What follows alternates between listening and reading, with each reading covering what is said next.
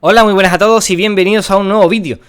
Última prueba de este Dacia Spring y tenemos la prueba de montaña, que es la que va a decidir un poquito la balanza. Vimos una prueba de autopista que no fue del todo satisfactoria porque, bueno, el coche pues vibraba y demás. Y vimos una prueba que en sensaciones de ciudad y en sensaciones de baja velocidad, realmente el coche incluso disfrutaba al ser eléctrico porque es automático y porque, bueno, la comodidad de conducción era bastante buena. La única cosa a comentar en ciudad, que en la anterior prueba realmente no se veía porque íbamos por autovía, pero aquí en montaña se ve, es que este coche hasta los 30 km por hora tiene sonido de aviso de peatones, y es el típico sonido que tienen otros Renault y que a mí no me gusta nada, así que siempre intentas ir a más de 30 para que realmente desaparezca ese sonido y se borre de tu cerebro, porque realmente a mí sinceramente el sonido de Renault no me gusta nada, el sonido de avisador de peatones me refiero.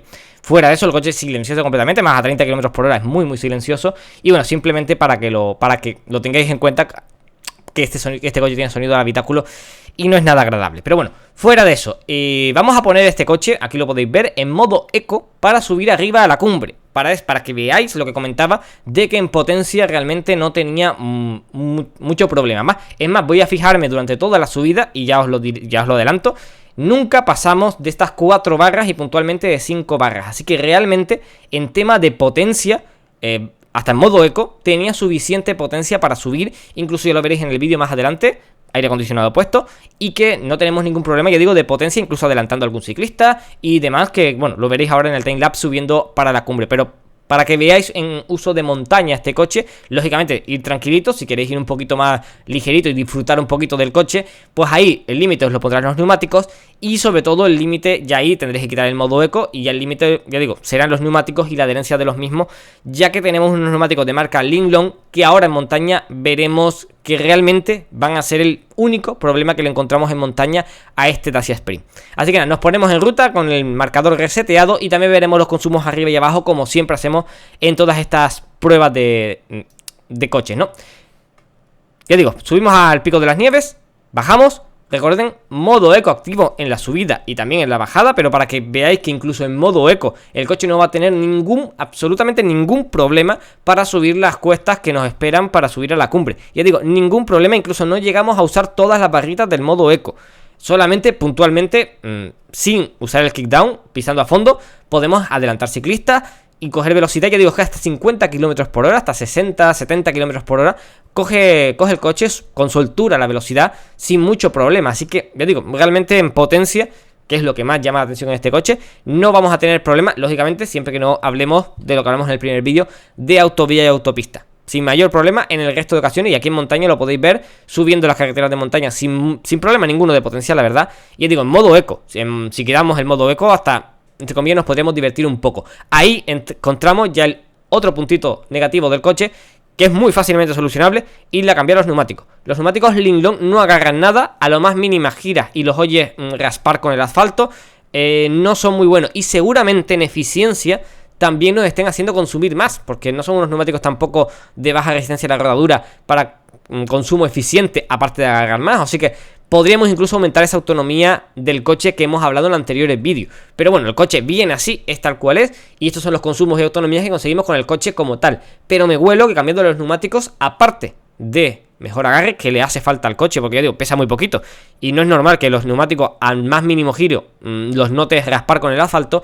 Estamos hablando de neumáticos que sí, son pequeñitos, pero deberían agarrar mejor, y al ver la marca y al ver el modelo de neumático, sabemos fácilmente cuál es el problema de este coche en este ambiente, ¿no? Pero bueno, fuera de eso, la carrocería es un poquito sub. Sí que es cierto que balancea un poquito en las curvas, pero ya digo, no vamos a buscar prestaciones deportivas en este coche.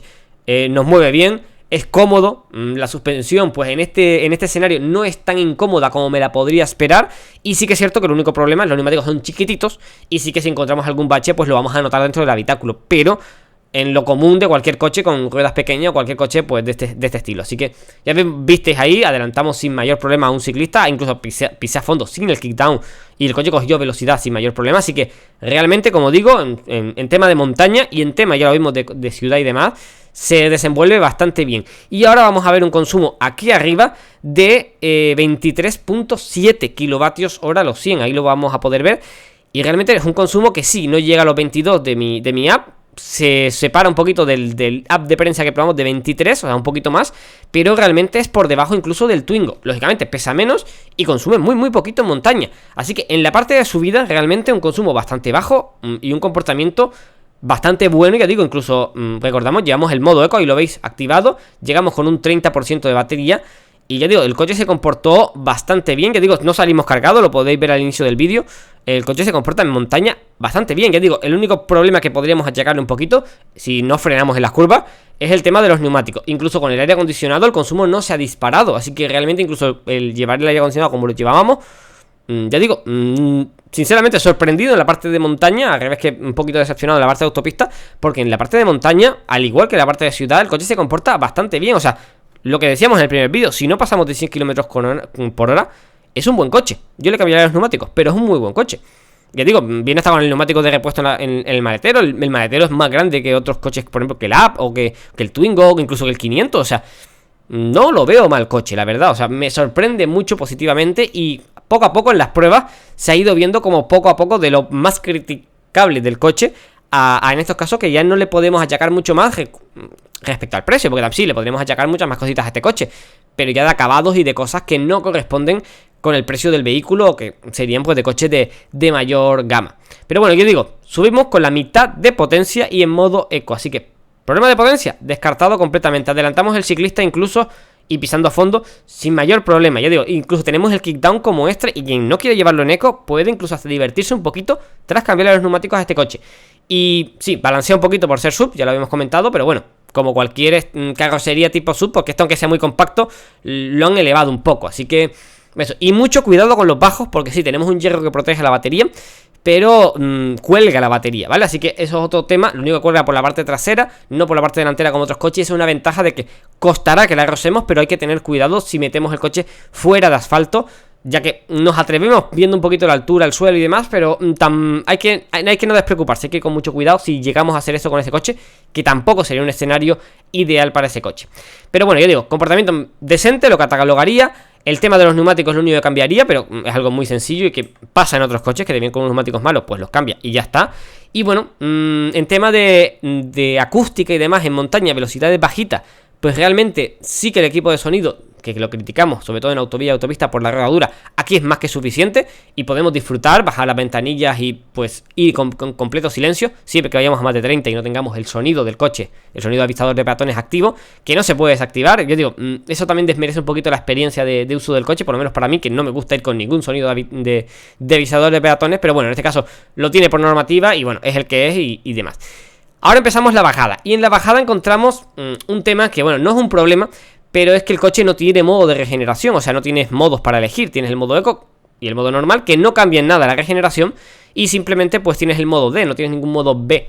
Así que el coche siempre vas a tener que usar el freno para darle un poquito más de regenerativa, ya que soltando el acelerador solamente vas a tener hasta 6 kilovatios de regeneración, insuficiente para en una curva frenar. Así que vas a tener que ir tocando el freno.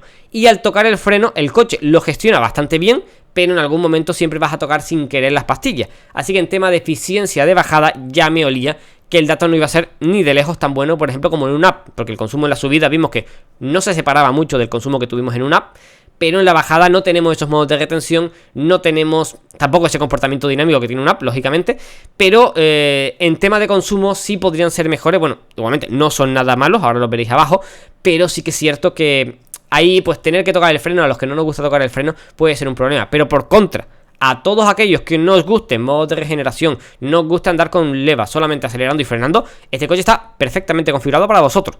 Aceleráis, soltáis, si vais a poca velocidad regenera, y si vais a mucha velocidad en autopista no regenera, así que bien configurado por esa parte. Y luego si queréis frenar, pues pisáis el freno, la primera parte un poquito de regeneración y la segunda parte pastilla, de lujo. Y el coche frena bastante bien, porque pesa muy poquito y por frenos tan malos que pudiera llegar a tener, el coche frena bien. Así que por ese lado, yo digo, bastante bien el coche en ese aspecto. Yo digo, la única pega que encontramos en esta prueba, que no se notaba mucho en las otras pruebas, son los neumáticos Lincoln, que a la hora de girar en curvas muy cerradas, pues lo vamos a escuchar y vamos a notar que no agarran como deberían o como suelen hacer los neumáticos buenos, que también es muy fácil. Como digo, le cambiamos los neumáticos, le ponemos unos buenos neumáticos a este coche y realmente en montaña hasta mejoraría seguramente consumo y mejoraría también, como digo, montaña en cualquier otra condición, también mejoraría el tema de agarre y sobre todo en mojado y demás. Yo digo, el problema más que el freno van a ser los neumáticos en este coche. Así que realmente, lo digo, cambiando los neumáticos, puede que estemos hasta un coche que se comportaría bastante bien en muchos de estos escenarios, que ahora podríamos decir que no tanto. Ya vimos en la bajada el problema único que teníamos. Ya tenemos un consumo aquí de 10.3 kWh a los 100 en global, que ya digo, no es un consumo muy malo. Es un consumo que, por ejemplo, que te hace un Ioniq, lógicamente pesa mucho más, o sea, no es un coche eficiente, pero es lo que digo, no tenemos niveles de regeneración. Sin querer estamos tocando el freno cada vez que tocamos el pedal del freno, y aunque tenga regenerativa esa parte, tenemos solamente hasta 13 kilovatios. Llega un punto en algunas frenadas para girar que no nos da con esa potencia de regeneración y vamos a usar pastilla. Así que regenerando no es el coche ideal. Lógicamente eso en ciudad pues sí que vamos a bajar esos consumos, pero en montaña de 10 kWh a los 100 ni de broma vamos a bajar. Con eso igualmente tenemos una autonomía de unos 260 kilómetros. Y ojo, todas las autonomías que estoy diciendo lo digo con 27 kWh de batería teórica que dice el fabricante. Yo he llegado a medir que este coche tiene más por ese margen en el 100% que aún podemos seguir cargando. No sé si eso lo terminará degradando y no lo tendremos, pero también como dato para que lo tengáis en cuenta, que las autonomías que decimos incluso podrían ser más si le cambiamos de neumático, y podrían ser más simplemente porque tenemos un margen mayor, sobre todo con el coche nuevo, que de esos 27 que nos dice el fabricante. Así que estamos hablando de un coche que nos está dando, por el precio que nos da, para mí, bastante más de lo que podríamos esperar, sobre todo teniendo en cuenta la marca y teniendo en cuenta el coche que es. Yo digo, para mí sinceramente me ha sorprendido positivamente, porque siendo barato, para mucha gente yo creo que le vale, te echa para atrás un poquito el tema de potencia, que ya vimos que no es ningún problema, y esos otros pegas, todas esas pegas que he ido comentando, pues si a alguno no le importa mucho, o quiere el coche simplemente pues eso, va a moverse del punto A al punto B, no tiene ningún problema. Y para que no quiera complicar, si quiere encima un coche automático barato, es que no tiene alternativa ni siquiera en combustión. Así que por ese lado, estupendamente bien. Nos olvidamos de conducir con un solo pedal, lógicamente, pero para un uso normal de coche normal, como lo usa la gente normal, un coche automático, es que realmente pues cumple, y cumple mucho mejor que cualquier coche de combustión que podamos comparar a este coche. Así que por ese lado, ya digo, estupendamente bien. Y encima que no está nada mal configurado. El freno, la primera parte es regenerativo, y puedes usar solo regenerativo si quieres y aprendes a usarlo. Y sinceramente en montaña pues se ha comportado bien. Yo le cambiaré los neumáticos, pero fuera de eso, un coche que está muy bien, la verdad. O sea, así que nos quedamos simplemente con esa sensación. Y un saludo y hasta la próxima.